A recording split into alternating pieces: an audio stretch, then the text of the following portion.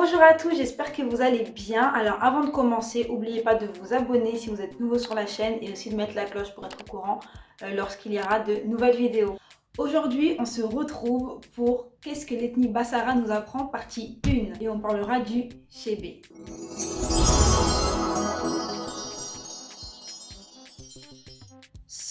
Le chébé. Alors en 2017, lorsqu'on a vu la vidéo, on a vu leurs magnifiques cheveux, mais on s'est aussi concentré sur leurs secrets capillaires. La poudre qu'on les a vus appliquer sur leur longueur, donc on s'est dit mais qu'est-ce que c'est que ça? Et bah c'est le chébé. Qu'est-ce que le chébé?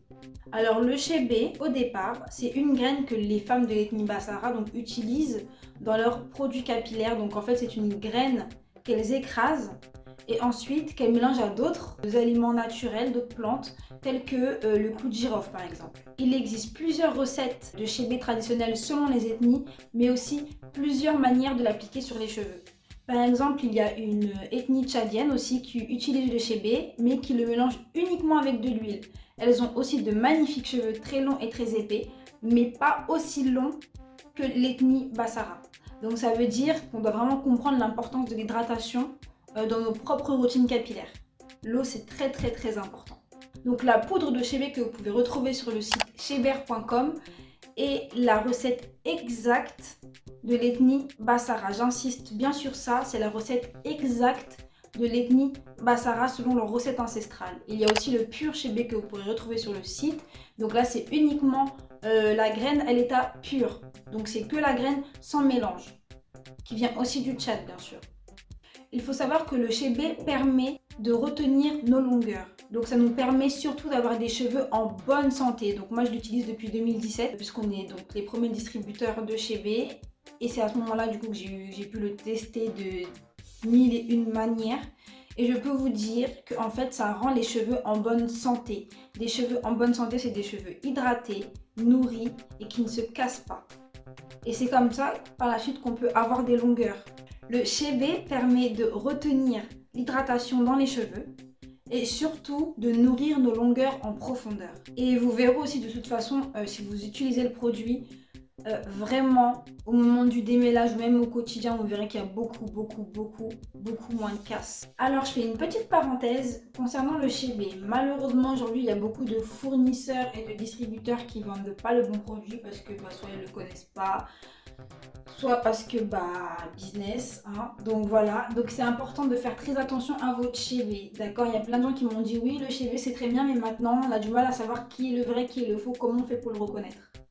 Donc comment faire pour le reconnaître? Étape 1, le chébé n'est pas jaune, parce qu'on m'a envoyé du chébé jaune. C'est pas marron clair non plus, c'est marron foncé. Après, comme c'est des produits naturels, des fois ça peut être plus ou moins foncé, mais ça reste globalement un marron foncé. Ça sent le musc et le clou de girofle. Ça sent pas que le clou de girofle, donc on ne vous vend pas non plus juste du clou de girofle moulu, parce que ça existe aussi. Il y en a qui vendent juste ça. Et bien sûr, faites attention au prix. Un vrai chébé de bonne qualité, ça a un coût. Et comme toute chose, si vous voulez de la qualité, des fois, il faut mettre le prix, sachant qu'en plus, le chébé, ça dure très longtemps dans l'utilisation. Franchement, si vous voulez vraiment avoir de bons résultats, ne cherchez pas toujours à trouver des choses pas chères parce que des fois, on ne sait pas ce qu'il y a dedans. Alors, comment appliquer le chébé de manière traditionnelle? C'est très simple, elles le font en 3 étapes. Alors, première étape, l'eau. Elles prennent leur longueur, elles mettent de l'eau dessus. D'accord? Ensuite, elles massent le cheveu. Elles mettent de l'huile. Elles massent le cheveu. Elles mettent de la poudre. Elles massent le cheveu. Première étape, eau. Deuxième étape, huile. Troisième étape, poudre. Elles répètent ça 2 fois. Ensuite, elles font une natte. Tout simplement. Pas trop serré et elles ne l'appliquent pas à la racine. Pourquoi? Le chébé ne fait pas pousser les cheveux, il retient les longueurs. Parce que nos cheveux afro poussent. Et ça pourrait aussi créer donc de la gêne, des démangeaisons au niveau du cuir chevelu, donc les longueurs et les pointes. Elles ne font pas de shampoing et répètent ce processus-là tous les 3 à 5 jours. Nous, les femmes afrodescendantes vivant dans les pays du Nord, si je puis dire, on a d'autres exigences de la société, on a d'autres habitudes, d'autres normes, donc c'est pas possible pour nous de faire ça. Vous pouvez quand même le faire, hein. Vous pouvez quand même le faire. Moi au départ, quand j'ai commencé à utiliser la poudre, c'est comme ça que je faisais. Vraiment de manière traditionnelle, je lavais pas mes cheveux, etc. Et j'ai vu des résultats. mais sur le long terme, c'est un peu plus compliqué. Donc voilà, je vais vous expliquer comment utiliser la poudre sans que cela, soit un inconvénient pour vous au quotidien. Donc pour ma part, je l'utilise dans mes masques naturels. Donc par exemple, moi j'aime beaucoup, si vous me suivez sur les réseaux, j'aime beaucoup faire mes crèmes capillaires, on va dire mes bases de masques capillaires moi-même. Donc j'utilise souvent de la crème d'avoine ou de la crème de riz, j'aime beaucoup faire ça. Donc voilà, donc crème de riz ou crème d'avoine ou crème de coco mélangée avec de l'avocat, banane et une cuillère à soupe de chez B, c'est le plus important. Vous faites un masque capillaire, donc soit une crème capillaire, une huile, une lotion ou votre masque naturel, vous mettez une cuillère à soupe minimum dans votre masque. Après ça dépend de votre quantité de cheveux et de la texture que vous souhaitez. Vous mettez ça, vous mélangez, vous laissez poser sur vos cheveux. N'hésitez pas à mettre des serviettes chaudes ou autres. Vous laissez ça bien sur vos cheveux, ensuite vous rincez. Donc ça, c'est l'une des manières en tout cas que moi, personnellement, je fais sur mes cheveux. Ça fonctionne aussi très bien. Donc quand vous le mélangez à votre crème, huile, masque, lotion capillaire, que vous l'appliquez sur vos cheveux, vous insistez bien sur les pointes. Les pointes, les longueurs et les pointes. Vous insistez bien, vous faites votre natte et vous restez comme ça. Ensuite, vous le rincez. Pour le rinçage, premier rinçage à l'eau tiède, pas trop chaude et pas froide, sinon ça enlève rien du tout. Donc eau tiède vers chaude. Vous rincez. Ensuite, vous faites un shampoing. S'il reste encore de la poudre dans vos cheveux, conditionneur. Ok, vous pouvez donc soit utiliser un après-shampoing tout simplement. Vous pouvez utiliser, moi personnellement, j'utilise parce que j'aime bien faire mon gel toute seule aussi. Donc je fais mon gel de gombo. Il y a l'Umburu aussi qui est utilisé au Tchad.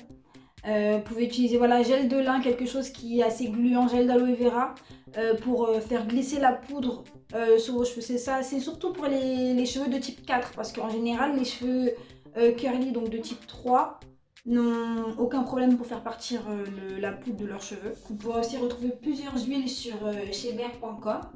Donc il y a des huiles, donc la gamme Golden Oil, donc gingembre, ricin, aloe vera, pure chébé.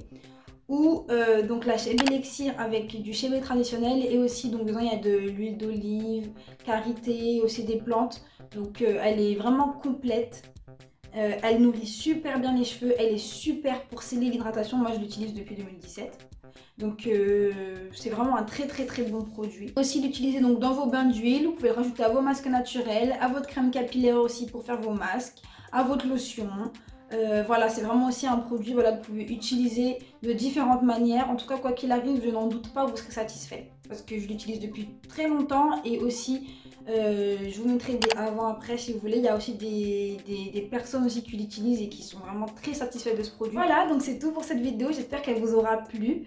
Alors, si vous avez des questions et des choses que j'ai pas abordées, des choses que vous voulez commenter par rapport à ce que j'ai dit, surtout n'hésitez pas à le mettre en commentaire. N'hésitez pas non plus à aimer et à partager cette vidéo. Elle aidera peut-être quelqu'un.